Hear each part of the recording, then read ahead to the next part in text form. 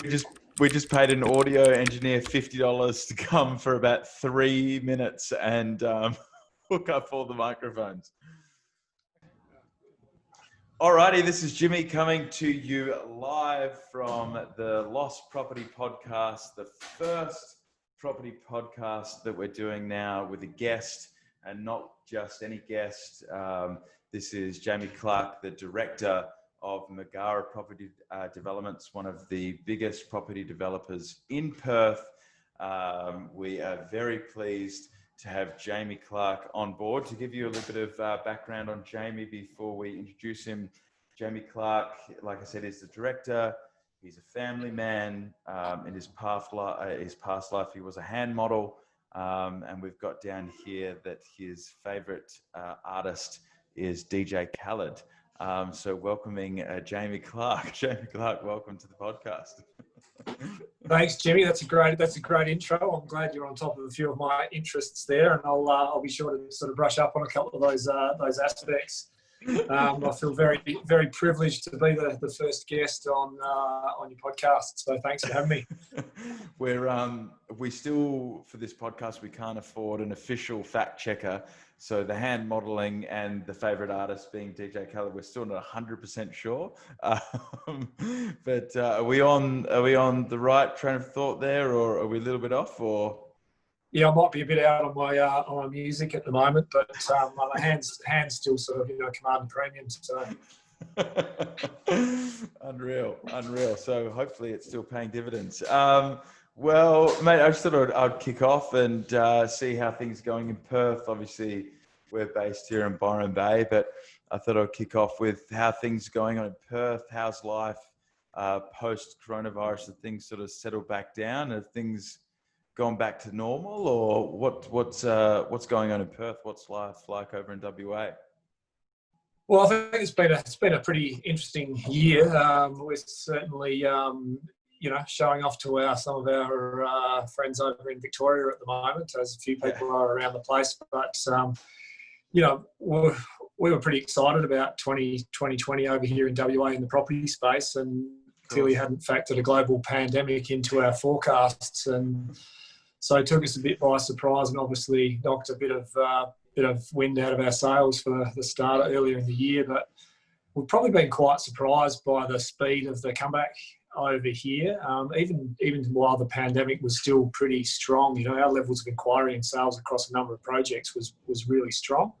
Yeah. And I guess we're sort of feeling a bit more business as usual over here at the moment, and obviously the government grants have had a big impact through the market in a number of degrees. So at the moment, the property industry in WA is feeling pretty good about life, to be honest. I know, and like you said, I think 2020, everybody had sort of high hopes for, and especially in WA, the market's been quiet for so long, and there was certainly signs last year that the property market was going to pick up in Western Australia, which has obviously been fueled now by the Premier, Mark McGowan's grants that he's put forward now with the $20,000 off the back of Scott Morrison's $25,000 HomeBuilder grant, and then obviously the first homeowner grant as well, which is great because it's obviously fueled the market.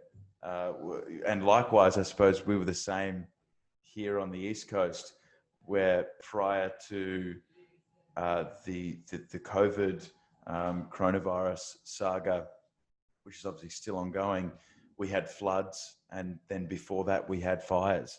So getting a market share or reaching out to a market was, you started 2020 with somewhat high hopes, and then we had the fires, and then we had the floods, and then we had coronavirus. So it's been a slow start, but certainly the market seemed to have somewhat recovered or gotten to a point now where inquiry's gone higher than, I suppose, what we've had in a few years. And are you guys experiencing the same over in WA? Yeah, well, thankfully we haven't had the same level of drama as what some of our eastern states colleagues have. We were a bit light on for natural disasters earlier in the year. Yeah, but and the impact of COVID, as we discussed. But I think one of the differences in WA the grants obviously impacted the people who received the grants, but it's had a real impact on sentiment across the board as well. So we've seen a lot of sort of increased interest in people who don't get the grants as well. So I think just the activity in the market's been a real positive for projects and stock that are not necessarily qualifying for all the grants. What we were seeing earlier in the year in WA, with sort of a very low vacancy rate in the rental space, we've still got here. So we haven't had the impact that probably the eastern states have had in certain places in terms of, the international migration and short stay accommodation and that impact flowing through sectors of the market. WA's remain pretty strong. So, vacancy rates, in some areas at the moment are down to sort of, 0.5%. So I think we're 2% across WA, but seeing a lot lower in some areas in the more premium areas. Yeah, of course. And I mean, for the astute investor, obviously the property market is cyclical in nature. So people follow market trends and property trends. But in Western Australia, there's been, it's kind of been a slow market. The market's, would you say, has been recovering over the last few years, and everybody's been focusing on the East Coast. But how WA has, or Western Australia's, pulled itself through this pandemic, so to speak, and then off the back of these new announcements for these new grants, speaking to friends and, ex-colleagues, etc., and even yourself that is involved in the WA market, off the back of these new grants, it's at this point, 5-6 weeks after the announcements of these new grants, people are struggling to find titled blocks of land. People are trying to get back into the market that inquired a few weeks ago, but prices have gone through the roof. The market at the moment in Western Australia is arguably the busiest in comparison to the rest of Australia. Would you say that's accurate, or? No, you're exactly right. The rush on sort of titled land has been absolutely real, to the point where people were back to sort of camping out for lots, which, it's been years since we've seen that sort of thing over here. And WA has been, you look back sort of 7 years and our, median prices were sitting around Sydney levels, and ours have gone down, and Sydney have well and truly doubled. So, it's a long way off, obviously, what's been happening in the eastern states, but people are really looking at the affordability in WA at the moment. And there's a sense of urgency in the market that we haven't had for a long time. So, people are missing out on lots and missing out on states, and that's flowed through to the apartment space as well. We've sold out a one-bed stock in a couple of our projects, again, because that segment of the market's active. And there's also grants available for that sort of product as well. Apartment projects which are due to start construction. We've got the stamp duty rebate, which applies to apartments as well. So, the combination of all those things, and then the media, like we said earlier, just starting to report some of these stories, and more people hear it, and forced to sort of maybe move a bit faster than they were thinking about moving. So it's really had a good impact on us over here in WA, and we're keen to see it continue for a little while. We feel like it must be our turn. Yeah, of course. Yeah, I remember, it's funny that you mentioned the camping out in blocks. I remember when I first started in property 8-9 years ago, and working for a big builder, and in my first week, which went on to being the first month, my job was to be the camper outer. So I was the guy that joined an industry where I'd been, working with sales reps. I've been doing it for years, and in real estate, it's that commission only role. And when you first start, you do anything to make a buck. And someone would say, I'll pay $200 to go camp the night out in, Baldivis or whatever to get me the first few blocks. And you'd be like, $200 to camp out? Of course I'll do that. Where, WA hasn't seen that for years. And I know personally from being involved in the West Australian market at the moment, where developers just aren't getting back to you and inquiry is just falling on deaf ears, because there is so much inquiry off the back of these announcements, and the market has just gone crazy there in Western Australia, which is fantastic, you know. And I think that's not also off the back of these announcements. I think that's also off the back of, what would you say, like a probably 6 year stagnant market, and like a sort of a downturn market. Whereas, you know, I feel like we're kind of turning the corner in that Western Australian market, and that inquiry level is back to what it was during the boom quite some years ago, which is exciting, which is great, which is what Western Australia has really needed. Yeah, absolutely. And that it has been an extended period, and there's been a real feeling in the market that, you know, we've sort of been, you know, bouncing on the bottom of the cycle for a little while, and everyone was expecting Perth to get a bit of a lift over the last couple of years, and it hasn't quite happened. And we were just starting to see it at the end of last year and early this year before COVID hit. So I think people have seen that, and then we've been through our little wave of COVID, but they're also appreciative of, you know, where the market was already at. So the incentives on top of that have really, you know, helped just to probably drive a trend that we were expecting to start to see over here, or seeing signs of pre-COVID.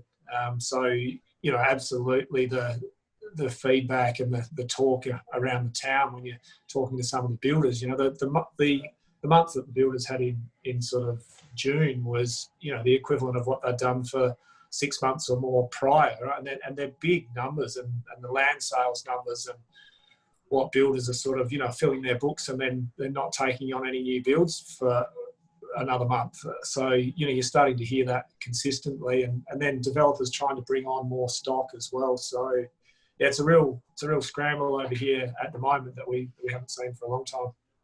Yeah, well, I suppose, which sort of leads me on to that first sort of question, which is, you know, somebody that's trying to get into the market. And I suppose I'll give everybody a bit of a background on yourself. You know, Jamie's first project, you've been doing this now for 13 years, 14 years, Jamie? Yeah. Longer? Yeah, it's about that. Yep. 13, 14 years. And Jamie's first project was a couple of townhouses. I remember you saying, up to the point now where you've got an apartment complex which has 104, 105 aparments. Yeah, 108 in our last one. I just went in for development approval last week. So yeah, and, you know, plus all the others that you're doing, you know, the Foundry, the Cleveland project, Matheson project, and also the Maraboo, which, you know, from the outset looking in, is you built an island to create that project. Yeah, it's pretty special project, that one, Jimmy. We're quite proud of that one. It's not very often that you know, you get to build an island. We would love it to have a few more palm trees and it's Dubai-esk. It's very Dubai-esk. Sandy beaches, but it is still an island, and that's you know, as you know, I think you've seen details of it at some stage, but you know, it's in the marina down in Port Coogee, so it's you know, it's a 50 lot development, mainly all townhouses, you know, with a marina wrapped around it, a number of the berths with their own, you know, private wharves, and, you know, just views out over the ocean to the west where you can sit down and watch the sunset on your balcony, and literally they get dolphins and stuff in the marina as well. So it's a bit of a one-off. I don't think we'll be doing a lot of those projects, but yeah, it's been a really exciting project. I'm sure, like, when you started off building those first two townhouses, did you ever imagine that at some point in Perth, Western Australia, you'd be building your own island and building a project on that island? Or is that something that you'd always wanted to do, or was that like a dream? No, absolutely. We've always aspired to build an island, and doesn't everyone? That's why everybody gets into property, is to build their own island. That's what we started for. Let's just build up and build our own island. Multiple islands, of course. So we're always looking out for island opportunities. So if anything comes up that you hear about, let us know. We'll be all over it. Just like the port to pub swimming contest or the Roto swim, have you thought about doing the port to Maraboo, just the quick 100-meter dash from the port to the Maraboo Island? Or well, it's funny actually, because they do have a triathlon, a Port Coogee sort of triathlon that sort of joins in not far from where we are down there. So you know, it's all about lifestyle. Obviously, some of the, you know, a lot of our projects, we really look for that point of difference, and obviously an island is a bit of a point of difference. So it's hard to match, but you know, typically, you know, you have all your normal drivers for what you're looking for in a good project, which is, you know, the standard drivers that you look for as a buyer or as a developer. It's all about you know, location and access to transport and restaurants and shops and amenity and lifestyle and you know, so, you know, the island has a lot of that. We've got a couple of other coastal sites. We've got a couple that are on the river, or we look for hills and just things that give a project a point of difference. You know, it's easy to tick half of the boxes, but you're trying to get that extra element that that your competitors don't have.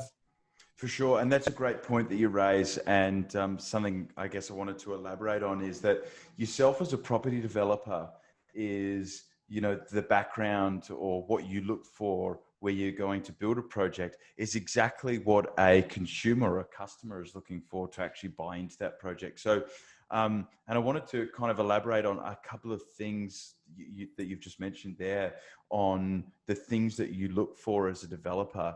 And I suppose that sort of translates into somebody that's buying into a property, either an apartment, a complex, or a home and land package. Because regardless of whether they're buying it for their first home, their second home, or their dream home, or an investment, the reality is you should always look at it as in terms of an investment. So it is essentially first and foremost an investment. So what are the things like when you're, besides the island, obviously, where we probably don't have too many listeners that are looking to buy into their own island. If they are, certainly hit us up and Jamie can help you out. But what are some of the points, and you've mentioned some of them already, but what are the key factors that you're looking for? And I suppose some of the things to look out for, and then things to be looking for when you're buying into a project. What is the draw cards? What are you looking for? Yeah, I guess like you say, Jimmy, I think one of the key things is it's, you know, whether you're buying it to live in or you're buying it as a genuine investment, it is still an investment, you know, and you've really got to be looking at they're big purchases, and it's not, you know, you're not going out and buying a house every week. Well, not many people I know anyway, but, you know, you're looking for value, you're looking for growth, and then, you know, you're looking at the other elements of, you know, amenity that we spoke about earlier. And you have to look at a project as if you're the buyer, because ultimately, you know, our goal as a developer is to sell our stock. So if we're not choosing stock that's going to be appealing to the buyer, then the project's just not going to work. So, you know, these location aspects, which again, you know, transport routes are so important to people these days. You know, you don't want to be sitting in your car for half an hour going, you know, to and from work if you don't have to. You know, that even with the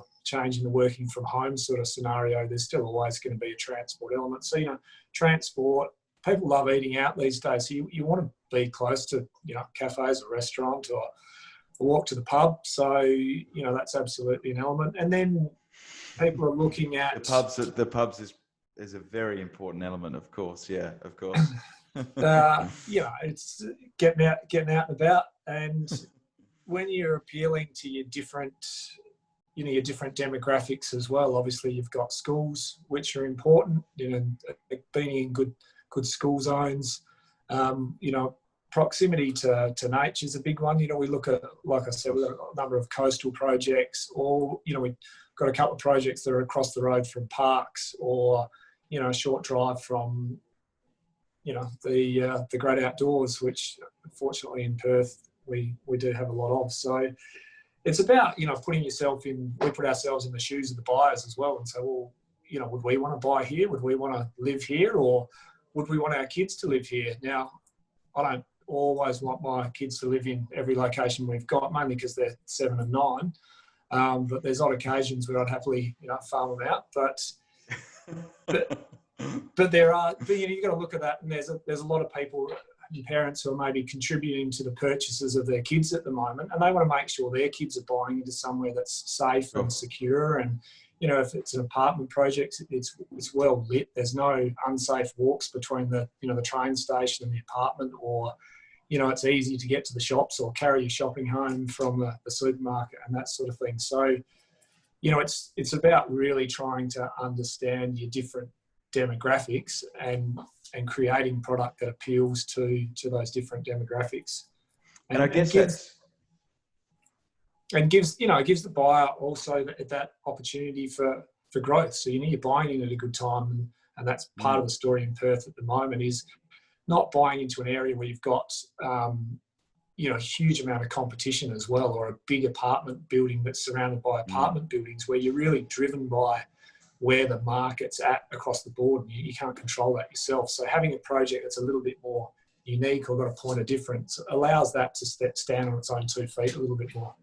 Yeah, 100%. And going through your stock, just like you said, is I guess the pitfall of buying into a big conglomerate of an apartment project is you have in that project, and correct me if I'm wrong, it has its own market. So if there's 300-400 people in an apartment complex, and the median unit price is 500,000, if 5-10% of those people have to sell because they have to sell and they have no reason, and they're willing to take a massive haircut on the purchase price, then that lowers the rest of the value in the entire place. And so you're not just competing against a market, but you're competing against the market that's within that entire either apartment or unit complex. And I can see from a lot of the projects that you've done, you guys have done that small niche and that sort of boutique market where you've worked in those areas that are highly sought after, but then also in those areas where you're not exposing yourself to that bigger risk by having 300-400 apartments. Yeah, no, absolutely. And that's where we like sort of the more boutique type product, and also having a good variety or diversity of stock within each project as well. So not just a project that's all 2x2 the same size, because again, then you have that lack of diversity, either if you're looking to rent or live there or resale. So having in each project, having a number of different types of apartments, or within a land development, having a variety of land sizes. So you've got smaller lots or medium-sized, larger lots, which then creates the diversity through the estate as well, which brings a different group of people and different buyers, because everyone's got a budget. So we're really, I guess, if you look across our range of house and land packages and apartments, we've got everything from sort of 275 up to sort of our penthouses on our new project will be somewhere in the vicinity of $5 million. So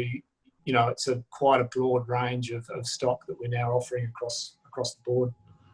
So, and on that point, I don't mean to pry, but speaking on that lower end as well, around, and I've seen from looking through your projects, you've also got some standalone packages in, I believe it was Byford Estate, that you guys are working with Byford Village. Is it Byford Village? Yeah, so we've got a little development called Village Reserve, which is down in Byford. So, I guess, you look at drivers like we were talking about before in terms of that, value or future growth. So, MetroNet's one of the big transport infrastructure projects happening over in WA at the moment. So Byford is the train line will be extended from Armidale down to Byford. So, that's, one of the key reasons we looked at that as an opportunity, is that, the future link to transport and the train right into town. And Byford's also an area that's seen a lot of development in terms of new schools, as a brand new shopping centre sort of across the road. So again, it's that growth prospect in a sort of what's, more of an outer suburb, but it's still only, a 40-minute drive from the CBD. So in terms of what people look at in the eastern states, it's still not that far away. So, Yeah. you know, that engagement with nature. But I guess what we're seeing on that sort of project and that price point is when you're down at that sort of, you know, 275,000 mark, you know, you chuck in 55 to sort of $60,000 worth of grants, and that becomes a pretty unique opportunity for people who are looking to get into the market. And we're seeing the interest in that segment being really, really strong. It's a great point that you raised, and I suppose why WA's, you know, the recovery is happening so quickly is because off the back of all these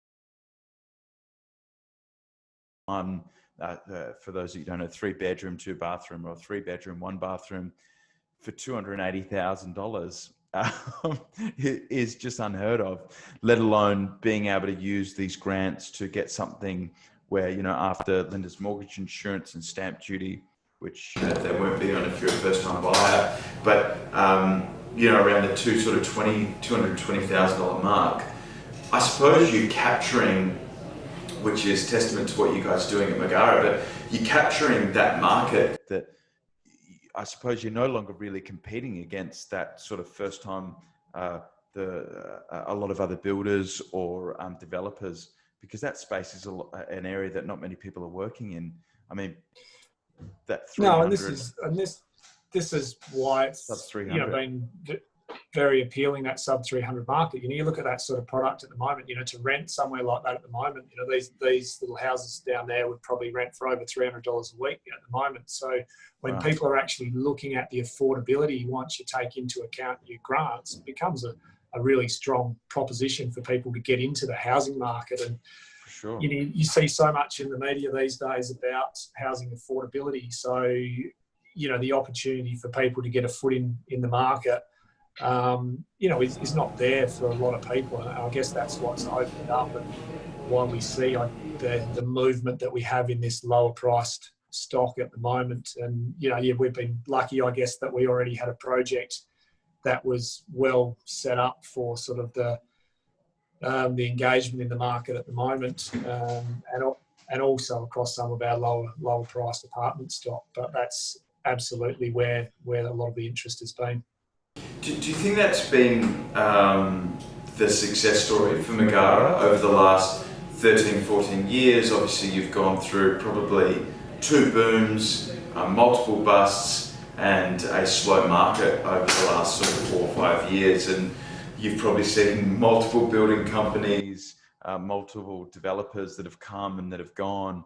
Do you think that the success of Megara has been off the back of that you've opened yourself up to all markets? So you haven't just specified, or not specified, so you haven't just targeted the high end market at the $5 million penthouses, like you said, or the $1 million apartments, or $500,000-$600,000 apartments close to the CBD. But then you've also worked in that space around the, you know, as low as 275,000. Has that been the key to your success in dabbling in every single market, or not dabbling, specialising in every single market? I think it's mainly just about the island, Jimmy, to be honest. I was going to say, or do you think it's got something to do with the island? No, absolutely. The diversity is key, right? So if you look at what we target geographically around Perth and the inner suburbs, we don't do anything in the CBD. We look at sort of a broad range of inner city suburbs. We love coastal projects, which we've got a few coming up. And then it's, you know, the land areas, sort of looking at those growth opportunities and looking at the infrastructure projects and the impact that has. And it's diversity of projects and project types, but then diversity within each project. And, you know, there has been a multitude of builders and developers who haven't survived the last 5, 6, 7 years, and there's, you know, projects not going ahead even up until a couple of weeks ago. There was another project that's now back on the market, and we've seen it quite consistently. So, no, we've certainly, you know, it's been tough going for a lot of people, including us, over the years. But, you we've learned a few lessons along the way, and we're pretty proud of where we're at the moment and the pipeline of projects we've got coming through. So it's certainly looking forward to WA having its time soon. Build an island and the people will come, as they say, I think in the Old Testament it was that Jesus said that. But yeah, exactly. So they're coming as well, Jimmy. They're coming. What? Jesus is coming again, or the people are coming? The people, mate. The people. Phones are ringing. We're still waiting on the return. So, well, beautiful, mate. And again, thank you so much for your time today. And we're going to be putting a link to Megara and all the projects that we spoke about today, which is, fantastic. And it's great to get an insight from yourself, who's been doing this for, over 13, 14 years. Last question that I want to ask is, because obviously in Western Australia, Optus has just built this massive stadium for the football.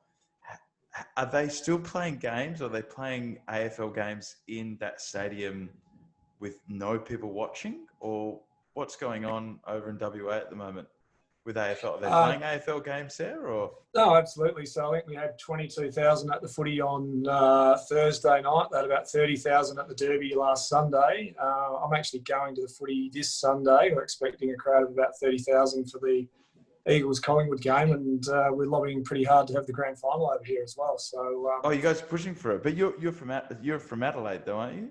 I am originally, yeah, and I'm actually a Kangaroo supporter, so not loving their performance at the moment. But so just like your projects, you like to diversify. Exactly, Adelaide, support the Roos, and you're from WA. Beautiful. So dabbling in every market. Just like you're doing at Megara. Well done. Well, beautiful, Jamie, mate. Thanks so much for your time today. And we're going to put your website up so that people can check out your projects. And really appreciate you coming on to the podcast today. Thanks, Jimmy. Great to chat. And look forward to hearing a few more of your podcasts coming up as well.